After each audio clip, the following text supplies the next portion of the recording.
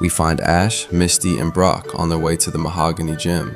Ash, as usual, is super hyped, and Pikachu is feeling it too, or so we thought. Suddenly, the yellow rodent starts looking like he's had one too many gas station tacos. He's feeling ill, his cheeks are sparking for all the wrong reasons, and it's honestly tragic to watch. But it's not just him. Togepi is also feeling down, and soon the rest of the Pokemon in the forest start looking suspiciously sick. As the gang pondered the reason behind this biohazard forest, a roar from the other side suddenly startled them. Following the sound, they reached the Lake of Rage. Suddenly, a red Gyarados crashed out of the water. Now, look at the aura on this thing. It's glowing red like it's permanently stuck in a Call of Duty rage quit. This flying fish was in so much pain he was bashing out everywhere, destroying the scenery and making a total scene. The gang realizes this is dangerous and tries to leave to get help for Gyarados, but as they turn to go, they were encountered by Team Rocket, Elite Officer Tyson, and his grunts.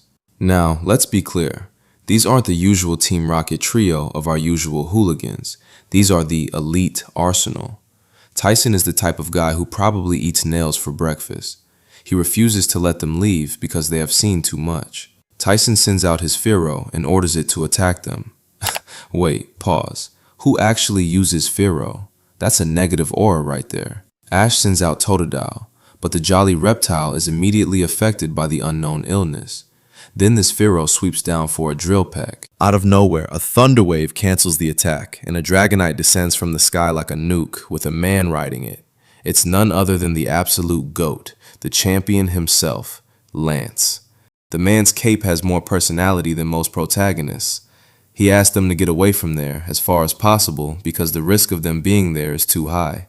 Tyson tries to run after them, but Dragonite sweeps them clear using Gust. Wait a second, why wasn't Dragonite affected by the unknown illness? Lance then flies out and meets Ash and his friends in the forest. He reveals that he is working undercover for the Pokemon G-Man unit. Now, what is a G-Man? They are a detective unit that travels through the countryside to investigate and arrest anyone who mistreats Pokemon. Essentially, they are the FBI of the Pokemon world, and Lance is their top agent. The kids inquired about Team Rocket's motives, but at the time, Lance didn't know much. However, he had a suspicion that it involved a sinister experiment with the red Gyarados. Ash, being the absolute main character that he is, asked Lance if he could assist. Lance quickly declined the offer, instructing them to leave. He's basically saying, "Kid, you're a liability. Please go to Mahogany Town before you get us all cooked." Scene cuts to show Jesse, James, and Meowth, who have lost their way wandering in the forest, looking for something to eat. Meowth finds a supposed farmhouse and decides to go find some food. Little do they know, they were about to steal from their own organization. Absolute goofiest behavior, but we love them for it. Inside the Team Rocket secret laboratory, the operation is led by a cold scientist named Professor Sebastian and the elite officer, Tyson. They are running Project R. They have built a machine that blasts evolution inducement waves into the lake. This signal forces Pokemon to evolve instantly. The red Gyarados was a Magikarp that was forced to evolve so quickly that its scales didn't even have time to turn blue. It's literally a victim of a cruel plan to build a powerful Pokemon army. But for that to happen, they first need to capture it for further examinations. Jesse, James, and Meowth are inside the lab when they unexpectedly fall into a trap. Tyson asks who they are, and you all know, the usual yada yada yada. After finding out they are legit Team Rocket members with zero contributions, Tyson cooks up a devious plan to use them as bait. Poor Team Rocket is led to believe that if they pull this off, they'll be legends. Spoiler alert, they won't. Meanwhile, Lance has infiltrated the lab disguised as a grunt and is investigating the base. Ash, we all know, cannot walk away knowing a Pokemon is suffering. Ignoring Lance's warning, the group sneaks back to the lake just as Team Rocket begins their main operation. We return to the lake. Lance is on the ship, under cover. The ship approaches Gyarados, who is sleeping peacefully. Jesse, James, and Meowth jump into the lake. As usual, the team immediately screwed up the mission by getting into a quarrel about who got to go down first. Fortunately for them, or perhaps unfortunately, Gyarados found them first. After swimming for their lives, they somehow managed to get Gyarados to the surface. Tyson didn't waste any time in order to shoot out a missile net. It successfully captured the red Gyarados, along with Team Rocket, and electrocuted the absolute shit out of them all. As the heroes arrived at the lake, they realized that Team Rocket had already captured the beast. Ash and Misty sent out their Pokémon to cut the net. Unfortunately, Professor Sebastian and Tyson spotted them. The professor then ordered the grunts back at the lab to broadcast the inducement wave. This wave causes the rescue Pokémon to feel sick and unable to act, leaving the group vulnerable, and allowing Tyson to successfully capture Ash, Misty, and Brock. They are back at the lab where they learn the true motives of Team Rocket. The heroes are imprisoned, there is no hope, and Team Rocket is moving Gyarados to a more secure lab. End of part 1. The second episode starts right where we left off. Tyson informs the response team that they are in pursuit and demands that the choppers be ready. Right after the turn, the last car in the convoy suddenly took a 360 like DK from Tokyo Drift. What is happening here? Oh, wait, it's my boy Lance showing off his skills. I was flabbergasted. Lance informs Officer Jenny of Team Rocket's plans. Now the police are actually doing their jobs for once. Back at the lab, Pikachu and Togepi have partially revived. Ash asks Pikachu to use Thundershock to blast open the door, but Pikachu is too drained. Seeing this as an opportunity, Jesse, James try to capture the yellow rodent. They plan to unlock Pikachu's restrictive rings, but accidentally manage to unlock all of theirs instead. Massive L for Team Rocket. Ash acts accordingly, sending out Cyndaquil to create a smokescreen and clear an opening. They also manage to entrap Team Rocket in restrictive rings. Touché. Team Rocket somehow escapes and runs after the game. Jesse orders Arbok to use Wrap. Just in the nick of time, Lance and Dragonite arrive to save the day. Dragonite uses Twister and blasts them off, and then uses a Hyper Beam to destroy the lab and the inducement machine. Now the heroes are united and are after Team Rocket to rescue Gyarados. Team Rocket have arrived at the choppers. Professor Sebastian gets into one of the helicopters. Tyson receives a call from Jesse and learns about the shenanigans. Furious, he orders the grunts to move out. As soon as they took off with Gyarados, the oversized fish woke up.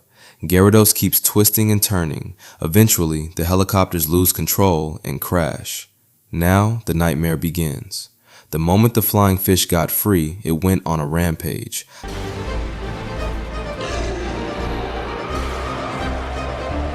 The gang arrives at the spot, and this moment confirms that Ash doesn't have a properly functioning brain. He jumped out of the car and started running towards Gyarados.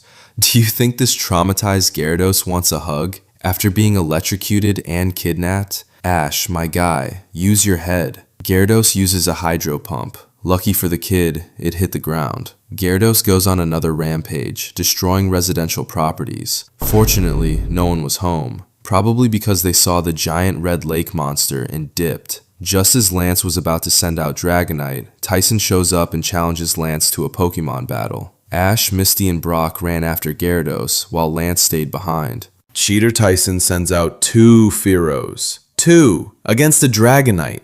That's like bringing a toothpick to a gunfight. Dragonite's like, what is this motherfucker doing?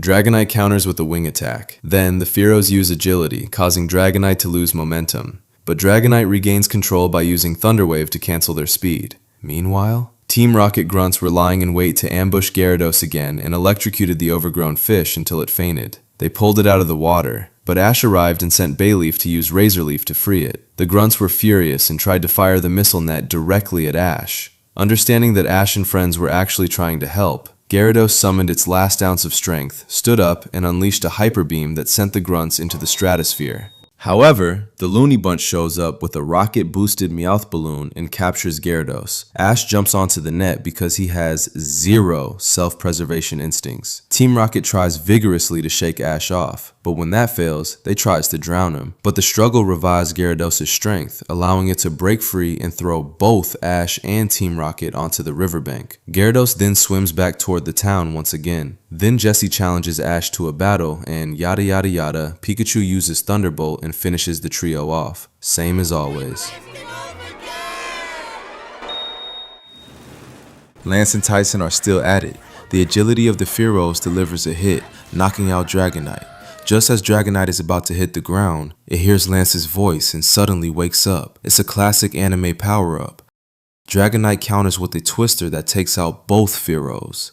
At that moment, Officer Jenny arrives and finally arrests Tyson. Gyarados is approaching the town and the gang pleads with it to remain calm. For a moment, it listens. Then, it changes its mind and unleashes a devastating hyper beam aimed directly at them. Was it the end? No. Plot armor to the rescue. Out of nowhere, an ice beam intercepts the attack and saves them. It also froze the lake, preventing Gyarados from engaging further. It heads back instead. It's Price, the Mahogany Town gym leader. He's angry, says some cryptic stuff about being right and wrong for being friends with Pokémon. Humans and Pokémon are not meant to become friends. What? That's not true. How does Dugong tolerate him? And the gang just ditches him to go after the fish, not even saying a thank you. It was pretty cold, even for an ice-type gym leader. But Lance was waiting by the riverside. He chose Dragonite. The gang asked Lance to stop because Gyarados needs medical attention, but Lance is on some other business. He wants to relieve him from his pain. Wait, what? You mean attack more on a weak, confused, traumatized fish? You could have used sleep powder or hypnosis, but no. This motherfucker wants to destroy the fish before catching it.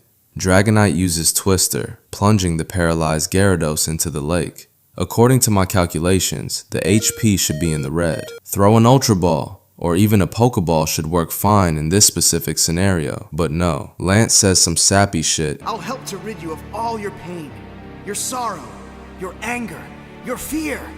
Dragonite, use Hyper Beam! What? Oh, come on, man. Look at Dragonite's face. Even the dragon is confused. The beam hits Gyarados directly in the gut, causing the beast to finally collapse. Lance throws a Pokeball and finally captures it. What are everyone's thoughts on this? I believe Ash should have caught Gyarados because he went through a lot to save it, even risking his own life multiple times.